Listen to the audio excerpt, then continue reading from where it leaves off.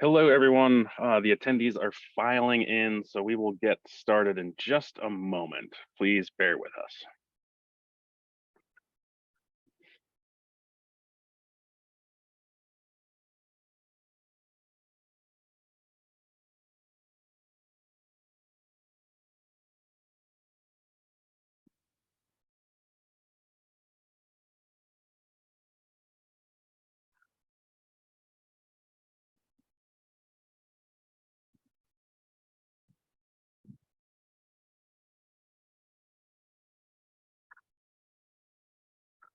Well, welcome, everyone. It appears that the attendees have all made it in, so we can get started. Welcome, everyone. My name is Jonathan Ballou. I'm with the National Association for State Community Services Programs, NASCSP, and I'm joined with my counterpart over at the National Community Action Partnership, Amy Jandusa English, and we are here to talk about updates to the DOE reporting. So Amy Klesmeyer from the Department of Energy is here, and she will walk us through potential changes to this system and outline some of the things that we can expect going forward. So with that, I will pass it off to Amy English for a quick introduction. Great. Thank you, Jonathan. I just want to extend a welcome to any of the community action agencies that are joining us today. We are co-hosting this webinar with NASCSP at the request of Department of Energy because this is a continuation of webinars that we had in the past, looking at the WAP reporting updates earlier this year. And so we will share the content from today's session on our website as we would if we were hosting it solo. So you can view this as a joint presentation from NASCSP and NCAP. And as Jonathan said, we're eager to turn it over to Amy Klesmeyer from the U.S. Department of Energy because this is a lot of great content, and I'm sure we're going to have a lot of good question and answer at the end.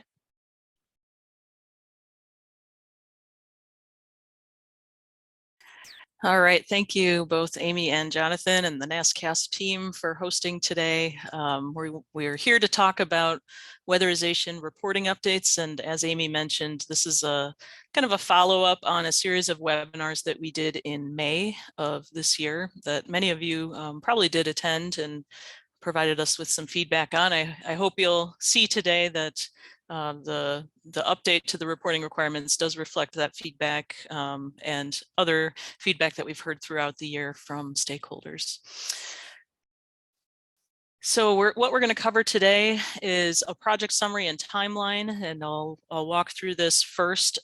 This might be a repeat for some of you that have attended recent presentations by DOE, but we felt it was important to include today for anyone who's new to this discussion.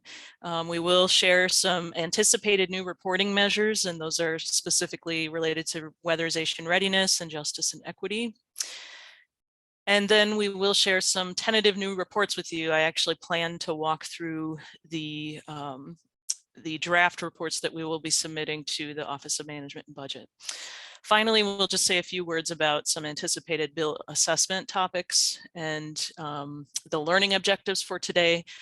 By the end of this session, you should be able to explain the new reporting measures, describe the 60 and 30-day federal notification processes that happen for this Office of Management and Budget submittal, and how you can submit comments if you want to do that, and prepare to collect new data and update your systems as needed in preparation for program year 23. And that really is the reason we wanted to host these webinars early on in this process, to give you as much heads up as possible before you submit your bill plans and before we get too far into this this process of updating metrics.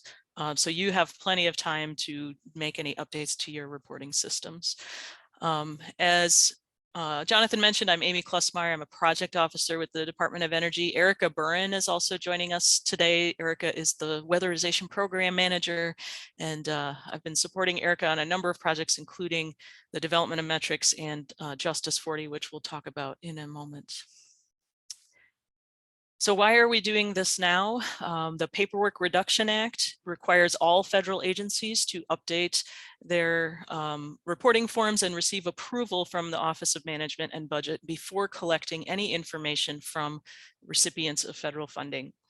This process of submitting this data collection package is called an information collection request, or an ICR, and that's an acronym that I'll use probably throughout this presentation. So the current weatherization formula program ICR expires in May of 2023. So regardless of what else was happening in the program right now, we would have to do this process, this 3-year cycle of updating our reporting forms. We've included the OMB control number here if you want to go and actually look at this, this collection. It's available online. The forms that are included in it are the weatherization annual file. That's the application that's submitted at the beginning of the year, along with the subgrantee information worksheet. That information worksheet is attached to the annual file, and it contains the information about each of the subgrantees that is implementing the weatherization program. The two forms that we're going to focus on today, because we don't anticipate any changes to the annual file or the subgrantee information worksheet. Today we'll be talking about the quarterly performance report and the annual TNTA monitoring and leveraging report. Those are the two forms that we do anticipate some changes to moving forward. I just want to also note that there are a number of other information collection requests that apply to weatherization, including the competitive grant ICR that we received approval for back in March of 2022. There is the historic preservation information collection request, which is also in progress, and the standard forms for financial reporting. We're not going to talk about any of those today because they're all part of different collection requests. So the webinar today will be focused on just the weatherization formula grant, including the new $3.5 billion in bill money.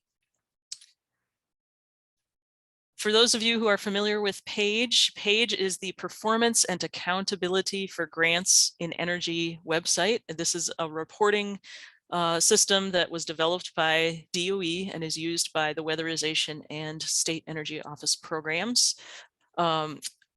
Here's a screenshot from PAGE and showing where the quarterly performance report and the annual TNTA report is located, just to give you a visual of the forms that will be updated for program year 23 and that we'll be talking about today. So here is the timeline for the information collection request process. We began this process in the spring of this year. We drafted the package and the reporting forms internally, and we held those initial stakeholder meetings in May. And we also had conference sessions throughout the year where we provided updates and gathered feedback. Then we are now approaching the submission portion of this timeline, where we are in the 60-day notice that was published on August 26th, and we will also have a 30-day notice that's published later this year. We are obviously today talking to all of you as another stakeholder engagement event, and we'll continue to update you at conferences and additional webinars as needed. And we anticipate, if all goes well, we will submit the ICR package to OMB later this year. And in early 23, we would complete any updates in the PAGE system, publish updated reporting guidance, and provide training and technical assistance before the anticipated launch of new metrics in May of 2023. Our goal is that we know that this package expires in 23, so we need to get the approval updated in May by the Office of Management and Budget, and our goal is to have that done before the April 1 start date of the 23 program year. So the earliest anticipated launch of the new reports would be program year 23.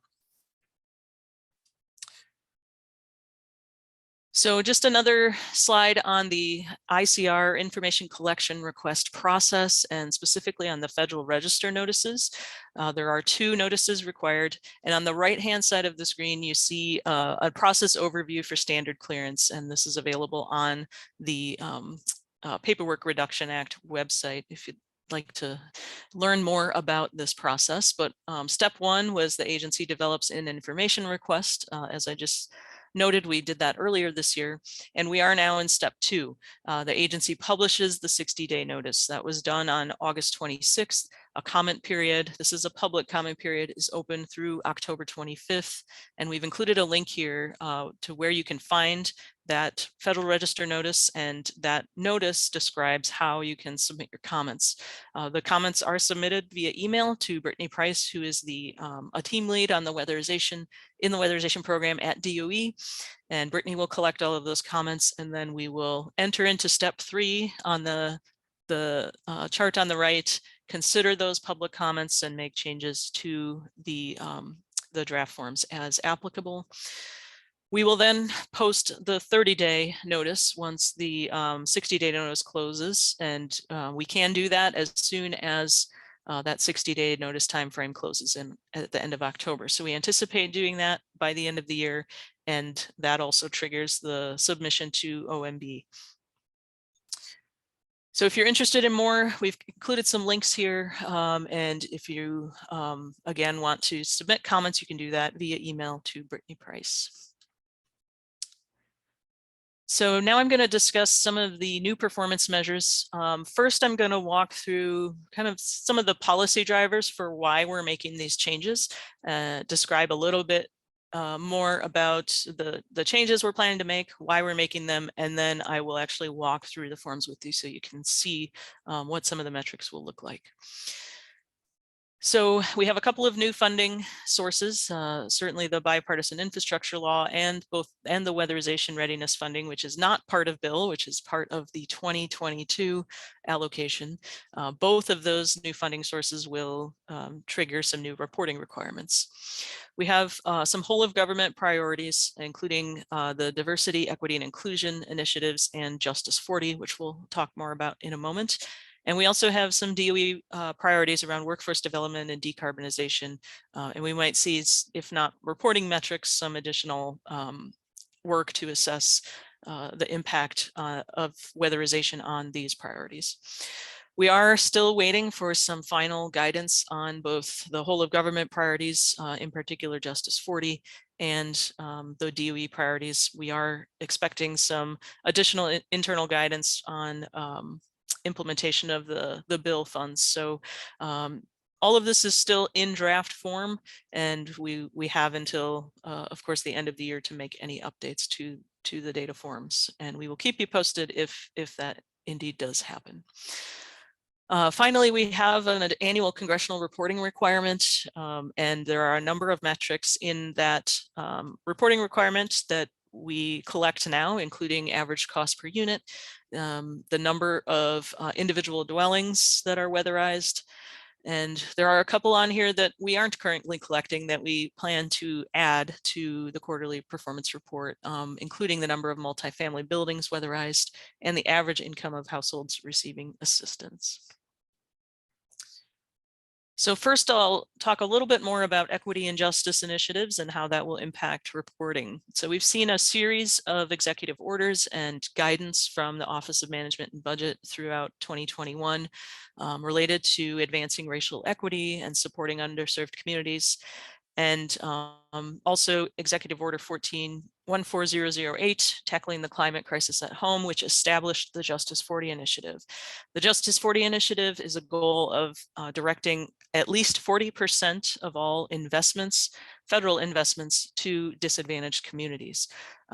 As I mentioned, we're still waiting for final guidance from OMB on Justice 40 implementation, but we have seen some progress in this area over the last year. There is now a map available from both the White House and the Department of Energy with definitions for disadvantaged communities.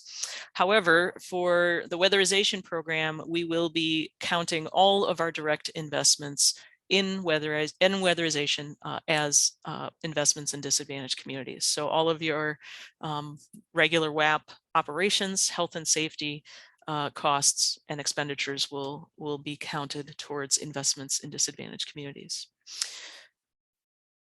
I did mention there's been some updates from DOE on Justice 40 initiatives, and here is a sample of some of the metrics that were included in a recent guidance document that was published on the DOE website.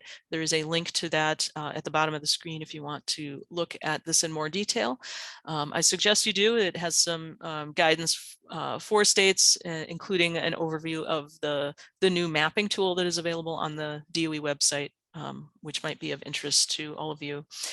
So just looking at a few of these metrics, the first one is dollars spent by DOE covered programs in DACS, and DACS is disadvantaged. That's the acronym for disadvantaged community. So as I mentioned, we will be counting all of your operations and health and safety expenditures as investments in low-income homes and disadvantaged communities. We also will be counting most of the TNTA expenditures as investments in workforce development. There are a number of others, including one that I'll touch on in more detail later, which is the number of contracts awarded to businesses that are principally owned by women, minorities, and veterans. And then finally, I just wanted to highlight that the leveraging funding and the leveraged funding reports that NASCSP and NCAP do on an annual basis is going to be increasingly important in measuring the access to capital for investing in weatherization of low-income households. So we will continue to rely on our partners for that annual funding report, and really appreciate all of your cooperation and time in submitting data for that report. It's really, really valuable internally here at DOE. So here's a summary of the changes that we are proposing to the quarterly performance report and the annual report related to equity and justice. The first is we are going to use, this is not a change, we are going to use a lot of the existing metrics, including expenditures and completed units.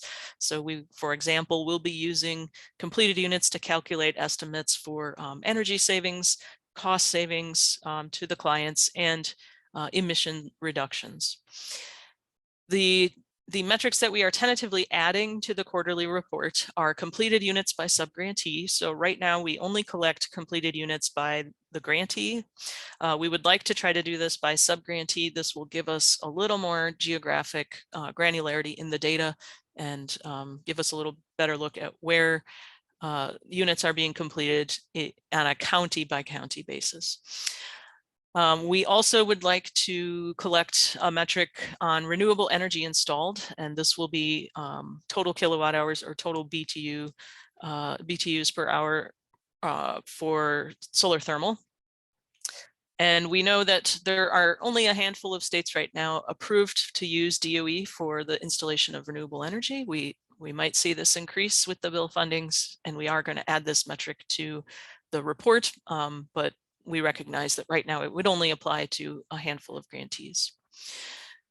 On the annual report, there will be a new question, which I'll show you in a moment, a narrative describing any equity and justice initiatives at your state or local agencies. And new questions in the TNTA reporting section will cover some of those new DOE metrics, such as the number of minority, women, and veteran-owned businesses that are contracting with grantees and subgrantees, and any new workforce partnerships and lessons learned in workforce development. So one of the things we heard from the network in May and other times throughout the year is that we wanted to minimize the number of metrics that are on the quarterly report. So for example, we initially talked about having this minority, women, and veteran-owned business measure on the quarterly performance report. We have moved that to the annual report with the hope that that is less burdensome for all of you to collect on an annual basis rather than each quarter. Next, I'll provide a little overview of the weatherization readiness funds. If you haven't already seen Weatherization Program Notice 22-6, I suggest you take a look at that one. It has reporting requirements outlined in it, including the following measures that are on the screen: the year built of homes that have received DOE readiness funding, the housing types that are receiving readiness funding, the natures of repairs needed, and the expenditure per unit and building, both for the DOE readiness money and also leveraged funds. Here are the changes we are planning to make to both the quarterly performance report and the annual TNTA monitoring and leveraging report for readiness. First, we are going to ask for grantee level expenditures each quarter, and we'll show you what that will look like in a moment. The total number of completed units also receiving readiness funds. So we just are asking for a minimum amount of information here, just how much is spent at the grantee level, and then how many units have been completed with that funding. And then in the annual TNTA and monitoring report is where we will ask you to go into more detail on the activities that are completed with the readiness funding. So we will be looking for a summary of the average age of the buildings that you're treating, the common causes of deferrals, and what types of repairs you are completing. And again, the expenditures per unit for both the readiness funding and leveraged funding, if it's available. Finally, that congressional reporting requirement, and this is an annual requirement. There was an update to the legislative language in the Consolidated Appropriations Act of 2021, and that update is underlined on the slide. So the new language is asking for the number of multifamily buildings in which the individual dwelling units were weatherized, the number of individual units in those multifamily buildings, which we do already collect, and the average income of households receiving assistance. So here is what we are anticipating the quarterly report to help us gather for that congressional reporting requirement. We already have unit completions and we'll continue to ask for that. We are going to add a measure for multifamily buildings. So we're not only getting the number of units in those buildings, but the total number of buildings, and then the units by level of household income. And this we hope will give us a good look at the average income of our eligible households. And based on feedback from the network, we recognize that the new categorical eligibility options are going to be utilized by all of you, which is great news. And you might not have the level of household income for each home or unit that you're weatherizing if you're using those categorical eligibility options, which we do encourage you to do. So we will provide some options for reporting when you are using categorical eligibility, and this would basically be a count of the total units that you're using those eligibility options on. And we are interested in hearing your feedback on this, what types of options you would like here for reporting categorical eligibility. We also could add an unknown field if you have units in multifamily buildings that are basically not being tested for income if you've already done the 66% of unit requirement for the building. We are not anticipating any new annual report performance measures for this item. So that is a very quick overview of the reasons why we are considering adding new reporting requirements. Before I jump into the forms and demonstrate those, I just want to note that we are also in the process of developing our TNTA training and technical assistance plans for the bipartisan infrastructure law funding. DOE did receive an additional allocation of training and technical assistance funding, and some of that will be used to do some program assessments during the performance period of the bill funds. So some of the topics that we may include: workforce development, fuel switching and new technologies to address the decarbonization priority, and best practices in leveraging and the use of readiness funds. So we will keep you posted as we have any definitive plans, but just wanted to point out for the purposes of this webinar that there are a lot of performance measures that we're not going to add to the the page system and the quarterly and annual reports, and instead are going to try to address through other ways, including program evaluations. So if you're asked to participate in some of these, we appreciate your cooperation in the future. So at this time, I am going to switch over to the forms. I will actually swap out my screen here. And while we're doing that, if there's any questions that came in, we could address those.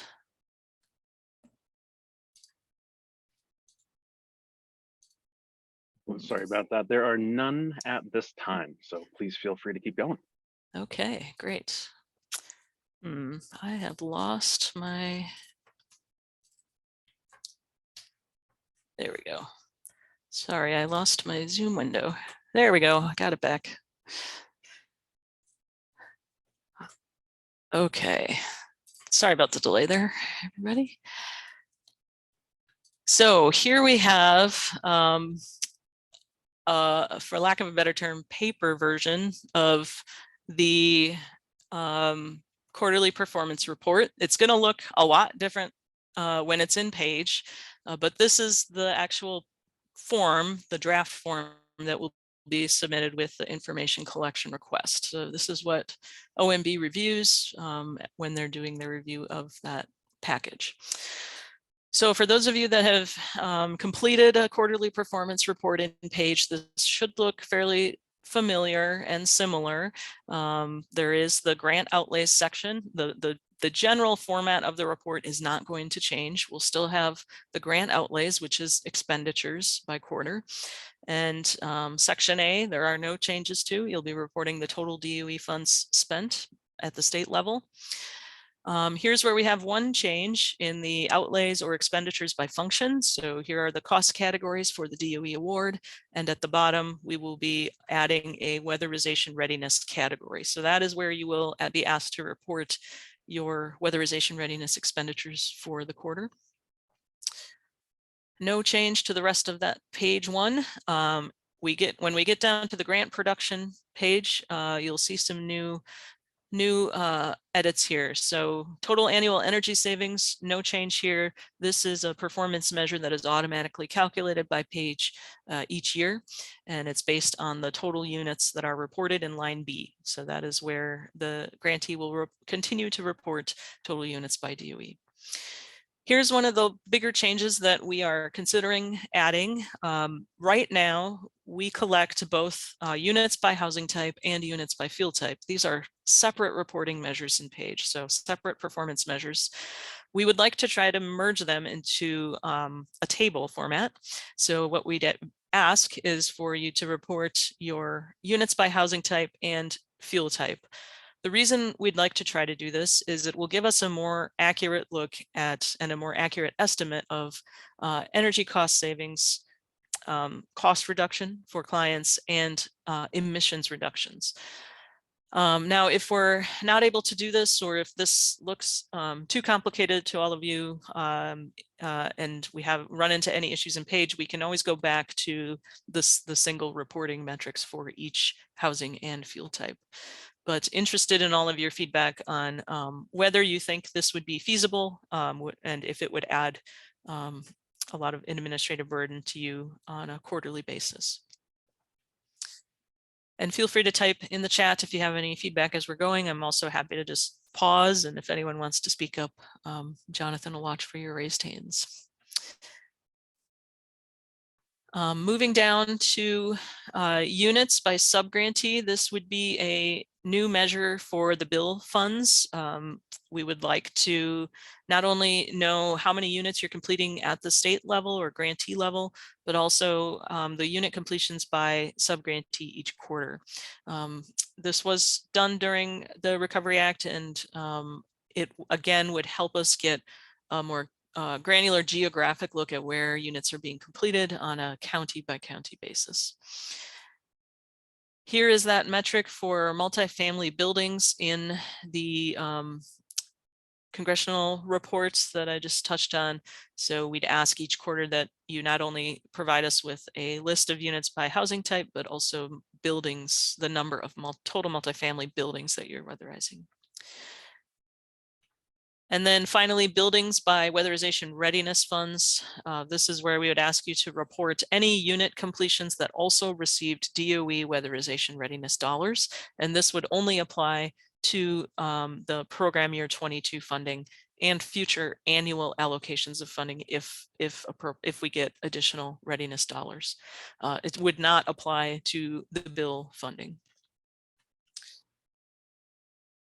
Finally, units by level of household income. This is the other congressional reporting requirement metric that we hope will provide us with enough information to describe the average income levels of our clients. It will also be helpful for the Justice 40 initiative and assessing whether we are serving households that are in the upper or lower brackets of the income eligibility thresholds. Based on prior evaluations of the weatherization program, we do serve primarily a lot of clients who are in the lowest of the brackets of the federal poverty level thresholds. And then again, adding in an option for categorical eligibility. The rest of this report will not change. Units by occupancy is a current performance measure in PAGE and in the quarterly reports. We will likely see an increased focus over the years on high residential energy users and households with high energy burden. We have updated our application instructions with that increased focus on energy burden, and that is primarily coming from the Justice 40 initiative and trying to ensure equitable delivery of weatherization services. So the other measures, performance measures on the screen will not change. Other unit categories is currently a measure. Some of you may not be familiar with the window replacement measure. That's a relatively new measure, but we do not generally replace windows for the purposes of lead-based paint remediation. So generally, that is not one that is reported for weatherization. Total people assisted with grant funds is an existing measure, as is leveraged units, and leveraged units are only reported if you are including that funding in your DOE budget, which most grantees do not do. And finally, here's the renewable energy measure that is new, asking for both kilowatts and BTUs per hour of total capacity installed. And again, would only apply to those grantees that are using DOE funds and approved to use DOE funds for renewable energy systems. So that is the quarterly performance report. I'll pause there for a moment. Any questions? Yes, we do have a couple that are in the Q&A that Erica is working on. We do have a raised hand from Rhonda, so I am going to unmute Rhonda. And Rhonda, if you would like to ask your question, please go right ahead.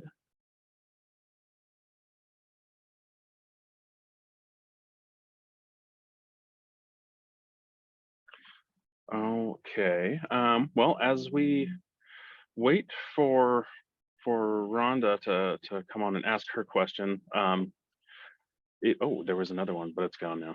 Okay, well, I suppose we can keep moving, and I'll check back in with Rhonda to see if I can get that question for you, Amy. Okay, so I'm going to switch over to the annual report. Here's the annual training, technical assistance, monitoring, and leveraging report. We're not going to change the name of it, but we are going to add just a few measures, a few additional questions to address some of the initiatives that I just previously talked about. So the training and technical assistance activities are reported on an annual basis by grantees. The majority of this language is not new. This is pulled from WPN Weatherization Program Notice 20-4. And this is the current reporting requirements for the TNTA plans and activities. The last two measures here are are the new additions. So any lessons learned from workforce recruitment and retention initiatives, such as partnerships with community-based or labor organizations, training and reimbursements provided to contractors, etc. And that's a good reminder that we did recently update our guidance for allowability for reimbursing contractors for attending training. So if you have any questions about that, we're happy to answer those. Number of workforce partnerships involving employers, community-based organizations, or labor unions, including registered apprenticeships and partnerships specified in community benefit agreements, etc. So this one might be a little more difficult to keep track of at the state level, because a lot of these partnerships are likely going to be happening at the local level. But we're just going to ask that you do your best to share with us any partnerships that you have related to workforce development. We're particularly interested in success stories, so we can really share those with the network and make sure that the good work you're doing is shared on a regular basis. Monitoring activities, there's nothing new here. These are all requirements right now under the current weatherization program, and monitoring activities are reported on an annual basis by the grantee. Weatherization readiness. Here is the new question for weatherization readiness on the annual report. We are asking that at a minimum, a description of the activities completed with readiness funds is provided, including the average age of buildings receiving DOE funding, the nature of repairs needed, and this, we have a note here that this is not an exhaustive list, that grantees may add or modify these categories as needed. We will likely ask you to try to stay with these categories as much as possible to get some consistency across all grantees for a national look at how we're treating or how we're using the readiness funding. But certainly we understand that you all have different systems and different approaches and different needs at the state and local level for the readiness funding. So we certainly understand that the categories used are going to vary a little bit. We did make some modifications to this based on feedback we primarily got, including simplifying the categories and putting all interior repairs into one option. So if there are any other thoughts about how to simplify categories, we are open to that. And as I mentioned, you can make those edits as you see fit. The DOE weatherization readiness expenditure per unit in building and the leveraged fund expenditure per unit in building. So we do have an optional deferral tracking spreadsheet. We know this needs to be updated for the readiness funds specifically, and we will work on doing that soon. So that is an option if you use that tracking spreadsheet, or if you're using some other report from your own reporting system at the state or local level and want to just upload that instead of doing the narrative.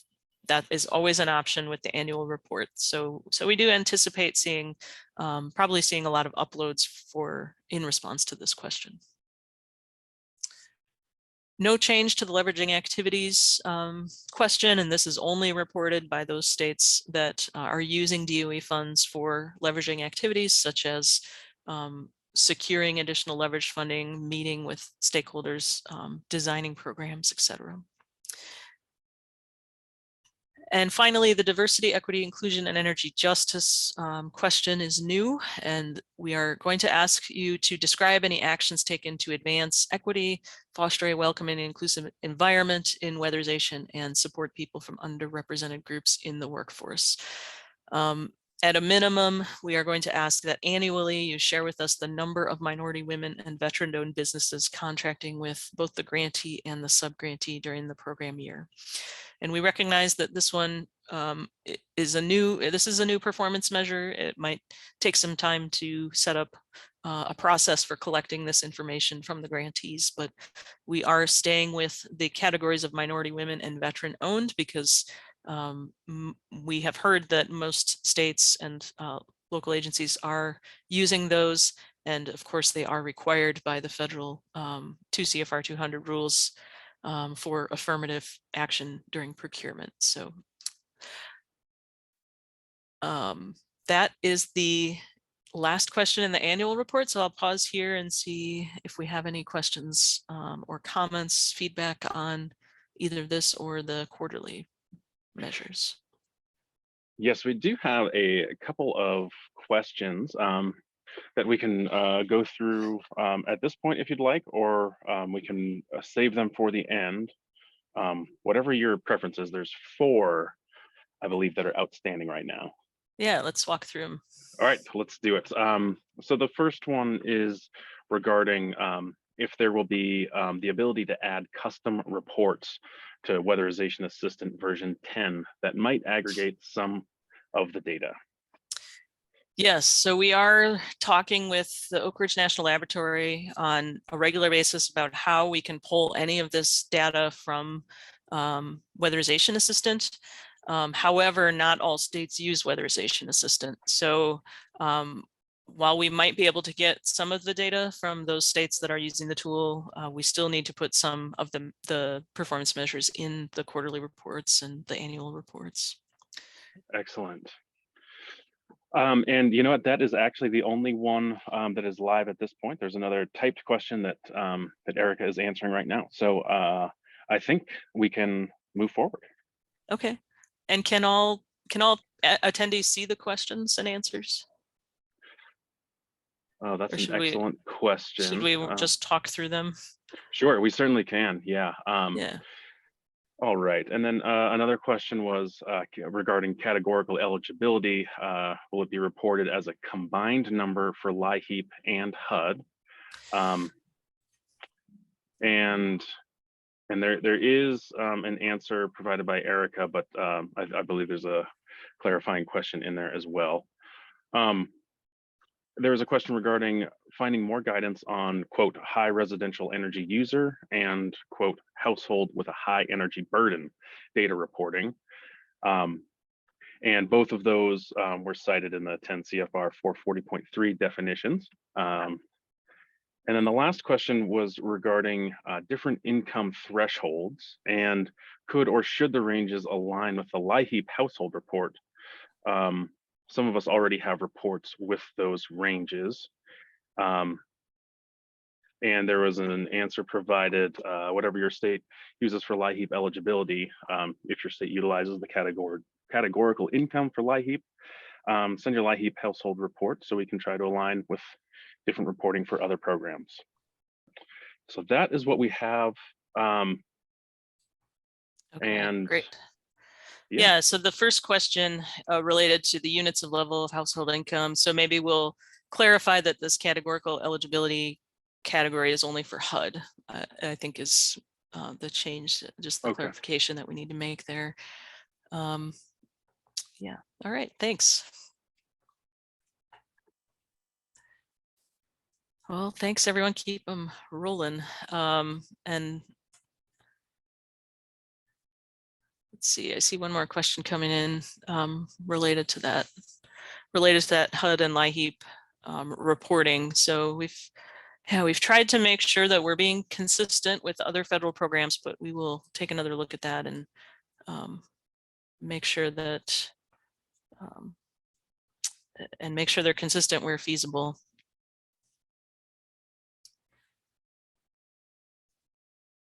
Okay, that is all we had for content today, I believe. So at this time, we have additional time for open discussion. We've got about 15 minutes left. If anyone has additional comments or questions about the materials today or anything weatherization related, you have our ears. All right, so if anyone would like to ask a question live, please use the raise hand feature and I will unmute you and you can ask your question live, or the chat or the Q&A feature will work as well.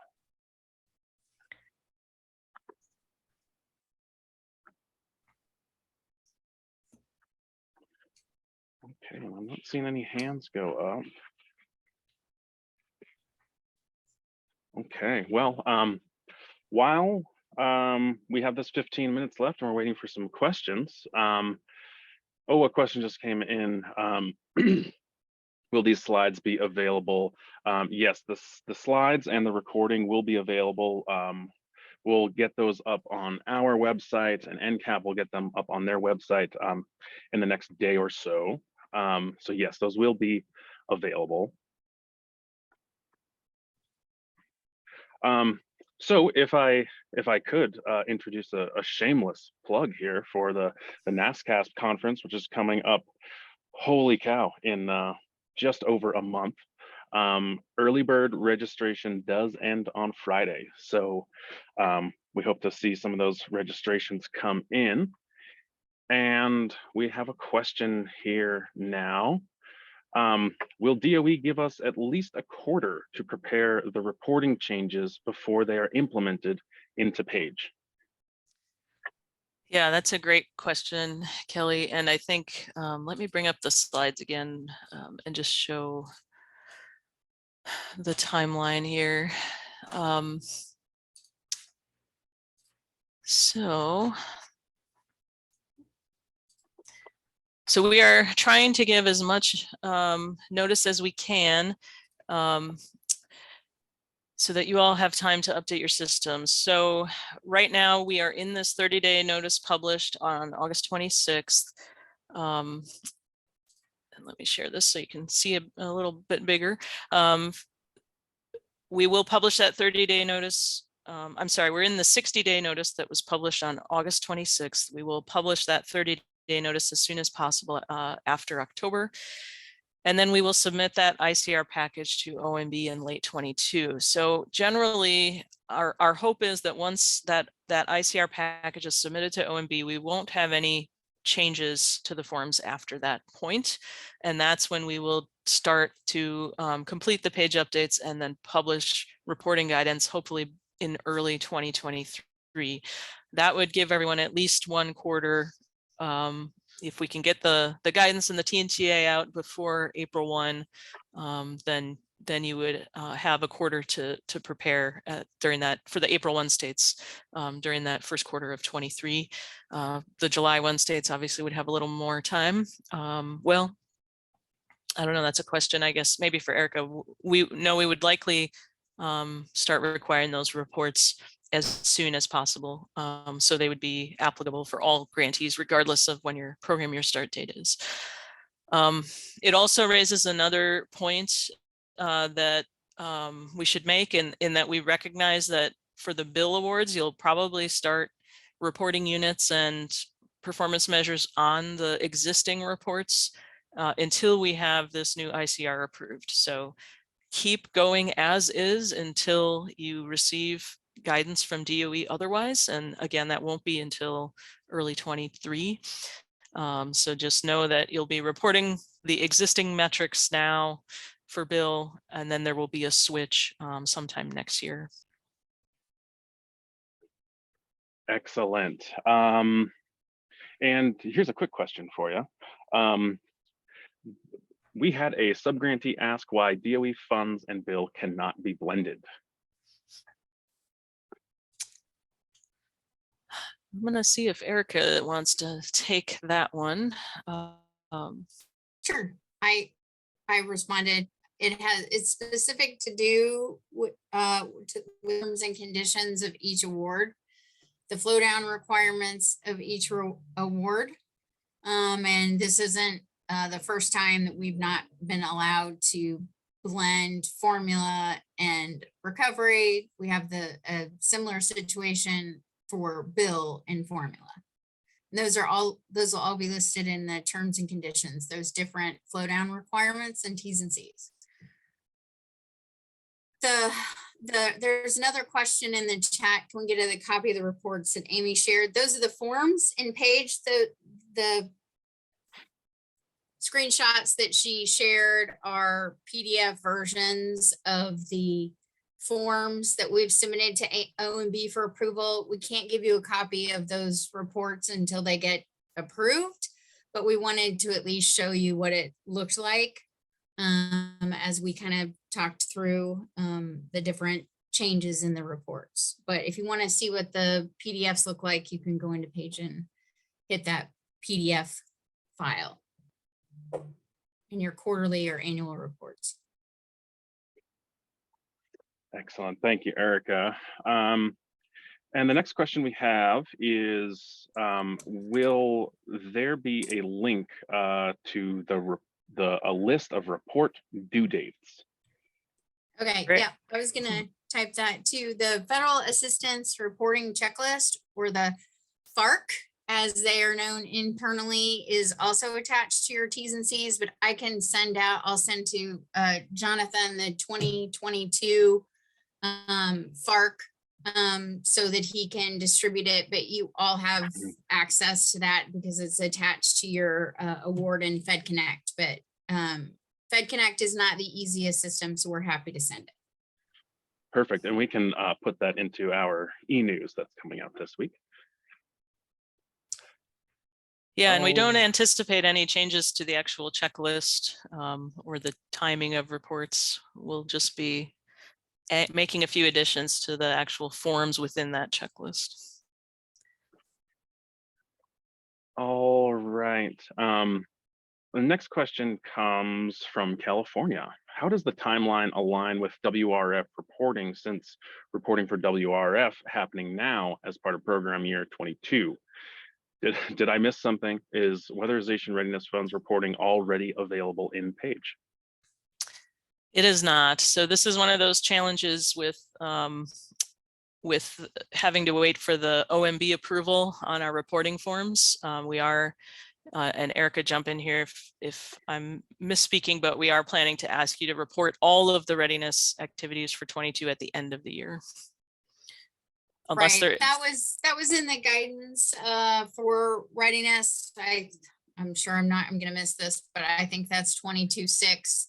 We're asking that everybody report in Page in their annual report because we don't have approval, but as this is not as specifically authorized under our existing statute, this particular activity, we want to be able to report up to Congress while we wait on the ICR approvals, that the money has been used in the different ways in which it's been used. So we've asked that you report, but we don't have specific authority until the ICR process is completed.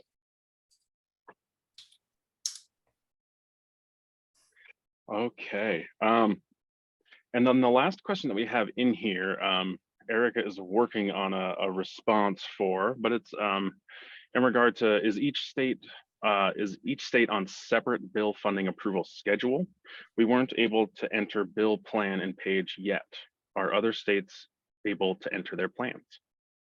As soon as 15% is released by FA, then the rest of the plan is available. You just have to email Page once that's done. And Kathy, I know you're in Pennsylvania. I'll take a look.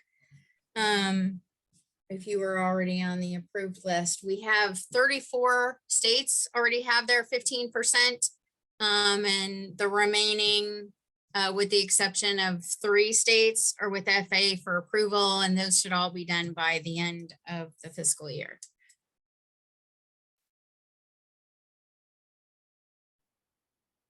All right, and that is all of the questions that we have at present.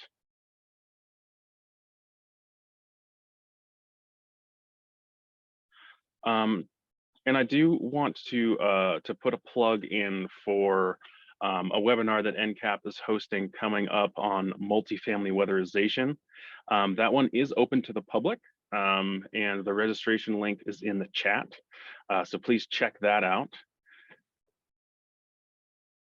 And if there aren't any other questions, I suppose we can do an early release, 5 minutes.